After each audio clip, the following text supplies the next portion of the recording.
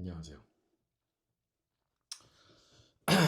오늘 여러분들하고 같이 조금 이렇게 하나님의 마음, 아, 저번 주에 우리가 새해 말씀을 받고 이번 연도에는 하나님께서 우리에게 정말 엄청난 축복을 예배해 주셨다. 우리가 이번 연도 진짜 죄를 떠나서 하나님의 축복을 다 받자. 이거에 대해서 나눴는데, 이- 오늘 제가 나누고 싶은 건 뭐냐면, 그러면 하나님께서 우리에게 이렇게 축복을 주시는데 우리는 과연 그럼 하나님 앞에서 우리 하나님을 어떻게 사랑해야 되느냐, 그 부분에 대해서 조금 나누고 싶은 마음이 있었어요. 하나님께서 저에게 개인적으로도 조명해 주시고 엄청난 저의 개인적인 인생과 저의 가정 가운데서는 엄청난 돌파가 있었습니다, 이번 주에. 그래서 그 부분들에 대해서 하나님의 마음에 대해서 나누고 싶다라는 생각이 있었는데요. 제가 엄청난 죄악 가운데 있었을 때 하나님께서 나를 어떻게 사랑하셨는지 내가 머릿속으로 지식으로는 알지만 그거를 진짜 피부적으로 느끼고, 내가 정말 말도 안 되는 미친 사랑을 받았구나. 아, 진짜 요번에 진짜 이렇게 피부적으로 느꼈던 적은 처음이었던 것 같아요. 우리 하나님 너무 좋고, 우리 하나님 너무 저 진짜 미치도록 사랑할 겁니다. 그래서 우리가 오늘 좀 예레미야서를 보면서 우리가 좀 크게 우리가 좀 하나님의 마음을 좀 구했으면 좋겠는데, 우리 여러분들이 전부 다 알다시피 예레미야서를 보게 되면 하나님이 이스라엘을 어떻게 사랑하셨어요? 신부처럼 사랑하셨잖아요. 근데 이스라엘 백성들은 어떻게 했습니까? 하나님을 버리고 우상을 찾아서 떠났어요. 간음을 했잖아요. 우리가 하나님을 알고도 죄악 가운데 머문 것처럼 신랑을 두고 정말 간음한 신부처럼 우리가 간음했잖아요. 이스라엘 백성들이 이렇게 간음했습니다. 예레미야서 2장 13절에 보게 되면 이스라엘 백성들은 생수의 근원을 버립니다. 내 백성이 두 가지 악을 저질렀다. 생명수의 원천인 나를 버리고 스스로 물 저장소를 파서 만들었다. 그러나 그것은 물을 담지 못하는 깨진 물 저장소였다. 예레미야서 3장 20절을 보게 되면 배신한 아내의 비유를 하나님께서 말씀하시잖아요. 그러나 이스라엘의 집아, 너희는 신실하지 못한 아내가 자기 남편을 떠나는 것처럼 그렇게 나를 배반했다. 여호와의 말씀이다. 근데 이 하나님의 마음을 두고 이스라엘 백성들은 어떻게 합니까? 돌아오기를 거부하죠. 예레미야서 5장 3절을 보게 되면 여호와여, 주의 눈이 믿음을 찾고 계시지 않습니까? 주께서 그들을 내리치셨지만, 이스라엘 백성들을 내리치셨지만 그들은 고통을 느끼지 않고 있고, 주께서 그들을 멸망케 하셨지만 그들은 고치기를 거부했습니다. 그들은 얼굴을 바위보다 더 굳게 해가지고 회개하기를 거부했습니다. 예레미야가 이렇게 말을 하죠. 예레미야서 6장 10절을 이어서 보게 되면, 봐라, 이거 왜 그런지 아냐. 그 귀가 할례를 받지 못하여서 그런 건데, 귀가 할례를 받지 못하였으므로 듣지 못하는도다. 보라, 여호와의 말씀을 그들이 자기들에게 욕으로 여기고 이를 즐겨하지 아니하니. 우리말 성경으로 보게 되면, 우리말 성경 버전으로 보게 되면, 내가 누구에게 말하고 경고해서 듣게 하겠는가? 그들의 귀가 막혀서 들을 수 없다. 여호와의 말씀이 그들에게는 책망이니 그들이 여호와의 말씀을 기뻐하지 않는도다. 우리가 마음의 할례를 되게 많이 얘기했잖아요. 여러분, 귀의 할례를 하나님 앞에 구하시고 귀가 할례를 받아야 됩니다. 진짜 신랑 대신 참된 사랑을 받지를 못해요. 그 음성을 듣지를 못합니다. 귀가 할례를 받지 못하니까 여호와의 그 살리고자 하시는 그 생명의 말씀을 오히려 자기들에게 욕으로 여기고 진짜 생명으로 여기지 못하는 거예요. 진짜 하나님의 마음을 듣지 못하는 거예요. 하나님의 음성을 듣지 못하는 거예요. 여러분, 마음의 할례를 받으셨던 것처럼 귀의 할례를 받으셔야 됩니다. 반드시 받으셔야 됩니다. 예레미야서 13장 23절을 보게 되면, 이게 에티오피아 사람들이 자기 피부색을 바꿀 수 있냐? 표범이 자기 몸의 반점을 바꿀 수 있냐? 그렇다면 악한 짓에 익숙한 너희도 선을 행할 수 있을 것이다. 되게 이 말씀이 되게 어렵게 느끼시는 분들도 있는데 제 와이프한테도 설명을 해줬는데, 죄의 습관 때문에 스스로 하나님께 나아갈 힘이 없음을 말씀하고 계시는 거예요. 이 에티오피아 사람은요, 검습니다. 흑인이에요. 검은 피부나 표범의 반점은요, 우리 피부 색깔은 태어날 때부터 원래 그렇게 태어난 거예요. 사람이 노력한다고 그래서 피부색을 바꿀 수 없고, 표범이 씻는다 그래서 이 반점이 사라지지 않죠. 이스라엘의 죄는 단순히 어쩌다가 저지른 실수가 아니라, 어쩌다가 실수로 넘어진 죄가 아니라 이미 그들의 본성이라는 거예요. 의지적으로 죄를 지었다는 거예요.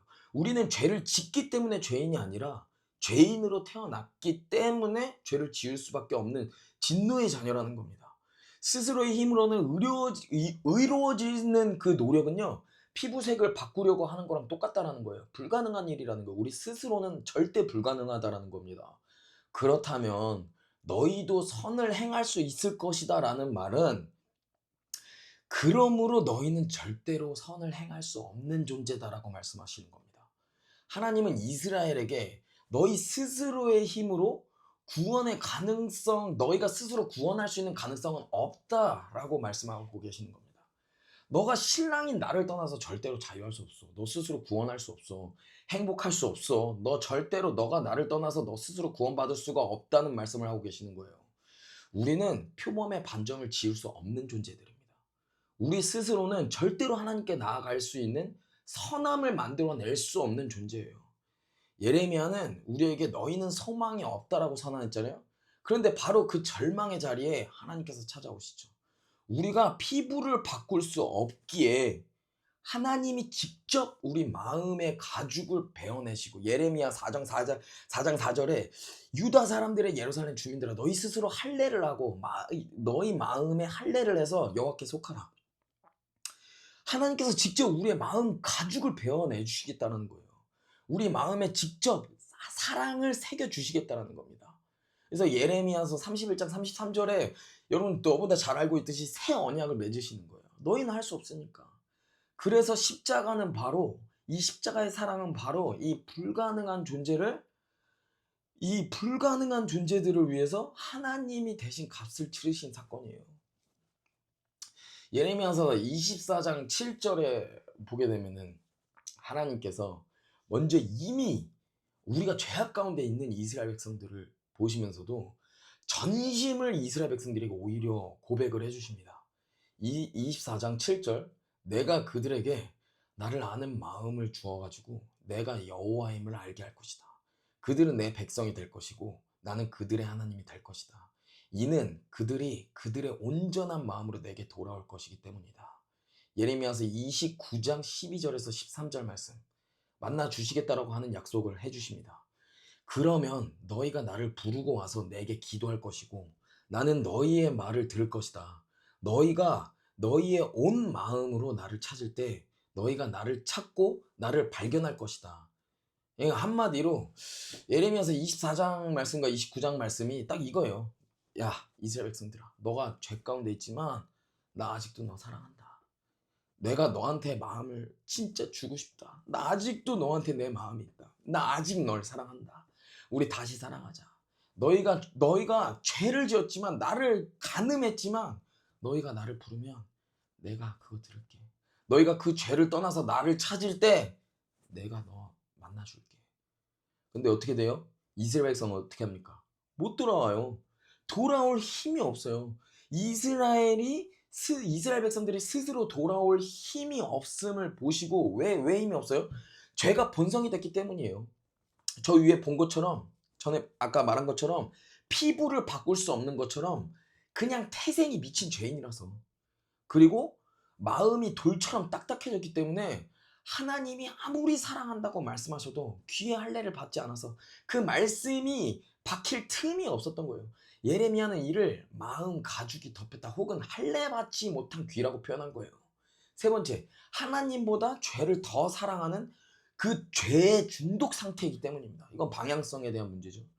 이스라엘은 하나님께 돌아가는 것을 자유가 아니라 오히려 속박으로 느꼈어요. 오히려 우상을 숭배하고 죄를 짓는 것을 더 즐거워했습니다. 우리가 출애된 사람들의 공통점이 뭐예요? 이 하나님보다 죄를 더 사랑하는 이 중독 상태였기 때문이에요. 이거는 같이 함께 할 수가 없습니다. 그래서 이스라엘 백성들이 스스로 돌아올 수 없는 힘이 없다는 것을 하나님께서 보시고, 하나님이 이제는 조건을 따지지 않고 참지 않는 사랑의 고백을 쏟아붓기로 결단하십니다. 새 언약을 약속하는 거예요. 이런 모습을 보시고 예레미야서 31장 3절에 영원한 사랑을 말씀하시죠. 여호와께서 오래전에 우리에게 나타나 말씀하셨다. 내가 영원한 사랑으로 너를 사랑했기에 내가 이내로 너를 이끌었다. 인간이 스스로 돌아올 힘이 0.1%라도 있었더라면 하나님은 야 조금 더 노력해봐. 돌아오면 내가 상 줄게. 내가 축복 줄게. 야 돌아와봐. 너 스스로 한번 해봐. 열심히 해봐. 내가 칭찬해 줄게. 라고 말씀하셨을 거예요. 근데 0%라는 것을 하나님께서 확인하셨기 때문에 하나님은 방법을 바꾸신 거예요. 아 그래. 너희는 못해. 너희는 스스로 마음의 문을 열 수도 없고 피부색을 바꿀 수도 없구나. 그러니까 이제 내가 참지 않겠다. 내가 직접 너희 속으로 쳐들어가겠다. 내가 직접 너를 향한 내 사랑으로 너희 마음에 내 사랑을 새기고 내가 직접 너희를 내게로 끌어당기겠다. 여러분 이것이요. 바로 새 언약. 예레미야서 31장 31절부터 34절에 나오는 새 언약이에요. 옛 언약은 너희가 행하면 너가 나를 따르면 내가 복을 주겠다. 인간의 의지에 달려있어요. 근데 실패했어요. 근데 하나님께서 새 언약을 맺으시죠. 내가 나의 법을 그들의 속에 두며 내가 그들의 하나님이 되고 내가 그들의 죄를 기억하지 않을게. 내가 너의 죄를 기억하지 않을게. 너희 스스로 못하니 너희는 그런 존재니 내 사랑으로 너희를 거룩하게 만들게. 내가 끌어당겨줄게. 하나님께서 돌아올 힘이 없다라고 보신 것은 이스라엘을 비난하고 정죄하기 위해서가 아니라 그러니까 이제 너희는 죄를 떠나 나에게 오면 내가 다 책임지고 구원하겠다. 이 압도적인 사랑의 명분을 삼으신 거예요. 예레미야서 31장 31절에서 34절을 보게 되면 새 언약이죠. 내가 직접 새기겠다고 하시는 내가 이스라엘의 집과 유다 집의 새 언약을 맺을 것이다. 내가 나의 법을 그들의 속에 두고 그들의 마음에 기록하며 내가 그들의 악행을 사하고 다시는 그 죄를 기억하지 아니하리라. 여호와의 말씀이니라. 이제 우리 진짜 사랑하자. 하나님은 십자가에서 그 아들을 내어주심으로 사랑의 절제를 포기하셨음을 참지 않으셨어요. 우리에게도 이제 숨지 말고 전심으로 반응하라고 초청하시는 거예요. 빛 가운데서 하나님을 사랑하는데 남편을 사랑하는데 참지 말라는 거예요. 이스라엘이 하나님께 못 나간 이유가 하나님을 두려워하고 경외함보다는 뭐라 그랬어요? 첫 번째, 죄가 본성이었기 때문에. 두 번째, 마음이 돌처럼 딱딱해져서 귀의 할례를 받지 않았기 때문에. 세 번째, 하나님보다 죄를 더 사랑하는 중독 상태였기 때문이라 그랬잖아요. 그래서 나아가지 못했는데 그러나 하나님께서는 이렇게 등을 돌리고 귀를 막고 얼굴을 붉히지도 않는 양심의 화인 만진 이들을 향해서 하나님은 포기하시는 대신에 오히려 내가 너희의 마음에 직접 법을 새기겠다라는 새 언약을 선포하신 거예요. 이걸 알면 하나님의 사랑에 미칠 수밖에 없어요. 이게 얼마나 미친 사랑인 줄 알아요?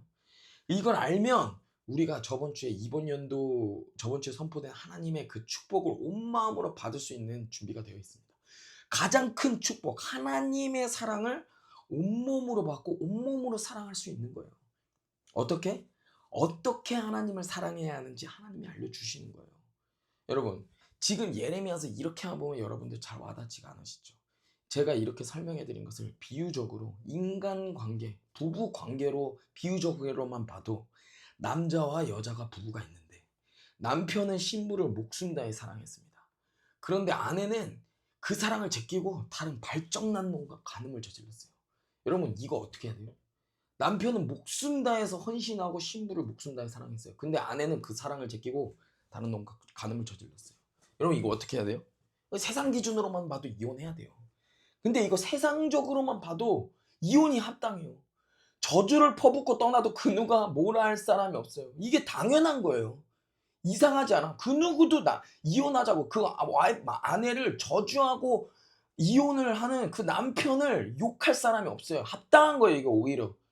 근데 이 저주받고 떠나야 되는 이 아내를 향해서 남편이 고백하기를 오히려 우리 다시 사랑하자. 우리 다시 언약 맺고 다시 시작하자. 나 여전히 사랑한다. 우리 다시 시작할 수 있다. 나 여전히 널 목숨 다해 사랑하고 있다. 나 여전히 너를 내 품에 안고 싶다. 계속 매달리시는 거예요. 근데 신부가 고백하기를 죄가 본성이 되어버려서 아 남편 아는데 끊고 싶어도 안 돼.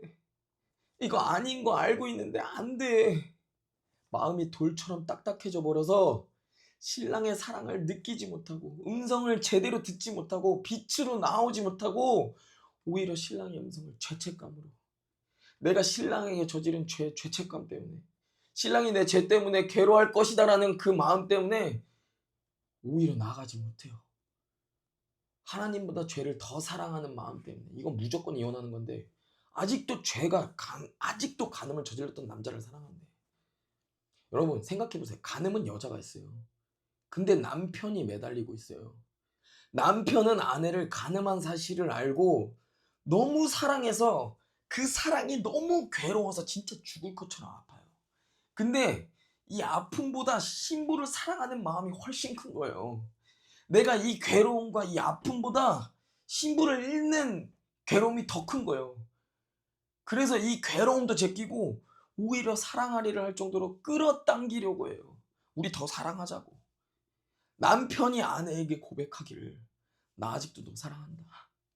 나한테 미쳐주면 안 되겠냐. 나 지금 너한테 미칠 것 같은데.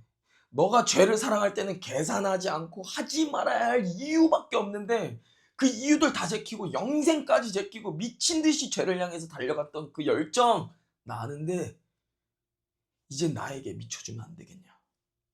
나 여전히 너에게 미쳐 있는데 이제는 빛 가운데서 참지 않아도 되는 절제하지 않아도 되는 억눌리지 않아도 되는 그런 사랑 해도 되는데 나랑 그런 사랑 할 수 있는데 너 죄 지을 때는 이거저거 생각 안 하고 다 죄에 대해서 미친 듯이 뛰어가 놓고 왜 이제 진짜 미친 듯이 사랑만 해도 되는 나를 왜 나에게 나오지 못하냐.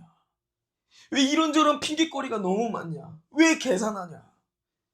나를 이젠 그렇게 사랑해도 되는데 왜 너는 나를 그렇게 사랑하지 않냐. 내가 너의 죄를 용서하고 그거 내가 감당한다 그러지 않았냐.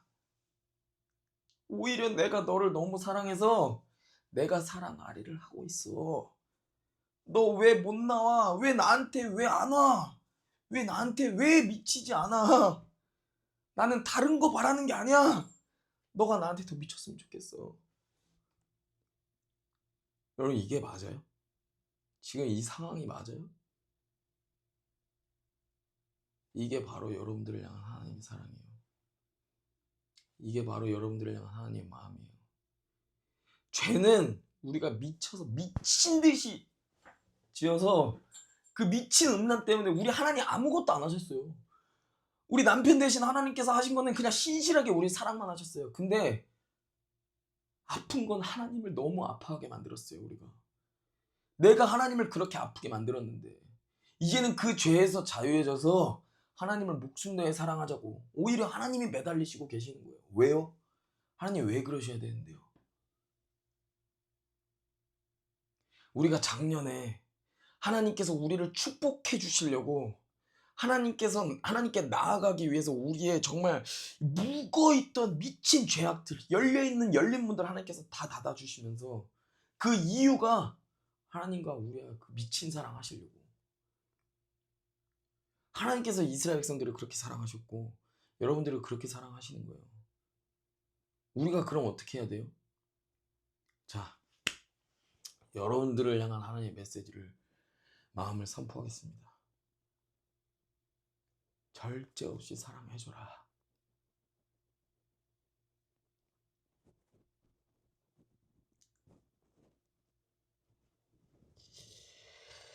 너가 죄 가운데 하지 말아야 할 이유밖에 없는데도 계산하지 않고 생각하지 않고 의지적으로 죄를 지은 너 목숨 내에 나 사랑할 수 있는 거 알고 있다. 너 죄 그렇게 사랑했다.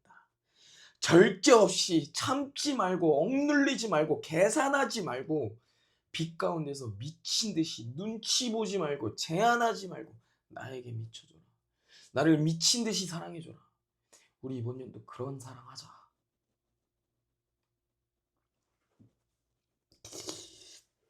이번 연도 하나님께서 저에게 이런 사랑을 하자고 한 번 더 프로포즈를 해주시는 것 같더라고요. 이번 연도 하나님께서 여러분들에게 이런 사랑하자고 한 번 더 프로포즈를 해주시는 거예요. 그 프로포즈에 여러분들 어떻게 반응하시겠습니까? 여전히 죄가 본성이 된 상태에 계시겠습니까? 마음이 돌처럼 딱딱해져서 귀에 아직도 할례 받지는 못해서 죄책감 때문에 스스로 수치에 눌려서 억눌려서 하나님께 나아가는데 망설이고 계시겠습니까?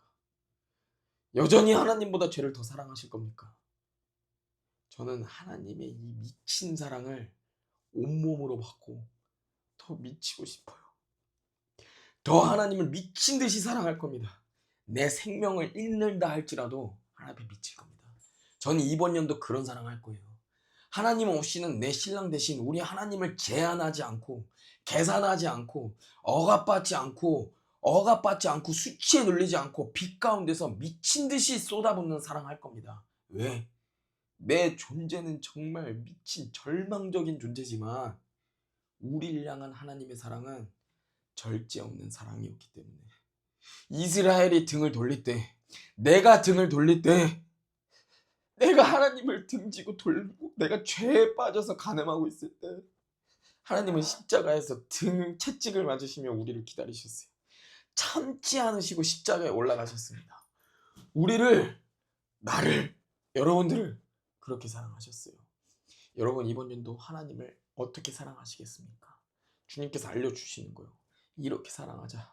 미치도록 사랑하자. 죄 가운데 눈치 보고 어둠 속에서 죄 때문에 억눌려서 망설이는 사랑이 아니라 그냥 쏟아붓는 사랑. 진짜 막 붓는 사랑. 미친 사랑. 절제가 없는, 제한이 없는, 계산이 없는. 난 기질이 그렇게 못해. 아니요. 여러분 죄 지을 때 그렇게 죄 지었어요. 여러분 계산 없었어요. 죄 지을 때. 여러분 간음하실 때 진짜 미쳐 있었어요. 이것저것 계산하지 않았어요. 이제는 빛 가운데서 자유함 안에서 예수님의 가치를 알고 미치도록 쏟아붓는 거예요. 예수님께서 여러분들하고 이번 연도에 이런 사랑을 나누고 싶어 하십니다. 여러분들이 이제는 예수님의 그 부르심 앞에, 예수님의 그 사랑 앞에 미치시길 예수님이 원하고 계시는 거예요. 우리 진짜 너 나한테 미쳐주면 안 되냐? 내 사랑에 미쳐주면 안 되냐? 내 마음에 미쳐주면 안 되냐? 내 품에 안고 싶어서 미칠 것 같은 그런 사랑하면 안 되냐? 나에게 입맞춤 받기 위해서 진짜 미칠 것 같은 마음, 그 간절함, 그 절박함이 너 안에 있어서 이번 연도에 우리 그런 사랑하면 안 되겠니? 여러분들에게 프로포즈 하시는 거예요. 여러분 이런 프로포즈, 예수님의 프로포즈 앞에서 여러분 어떻게 반응하실지는 여러분들이 결정하시고 여러분들이 각자가 예수님 앞에 응답하시는 겁니다. 우리 모두 그 사랑 앞에서 진짜 미치시길 예수 그리스도의 이름으로 축복합니다. 여러분 오늘은 여기서 우리 말씀을 마치겠습니다. 여러분 진짜 심플합니다. 미치세요. 계산하지 마세요. 그 틀에 넣지 마세요. 억압받지 마세요. 수치에 눌려서 나아가지 못하는 분들 아니요. 나아가십시오. 예수님은 여전히 여러분들에게 진짜 그런 사랑을 주시고 계시고 우리도 예수님 앞에 미치시길 예수님께서 기다리셨습니다. 이날만을 기다리셨습니다. 그래서 우리의 모든 것 다 드러내신 거예요. 여러분 그 사랑 앞에 여러분들 모두 미치시길 축복합니다.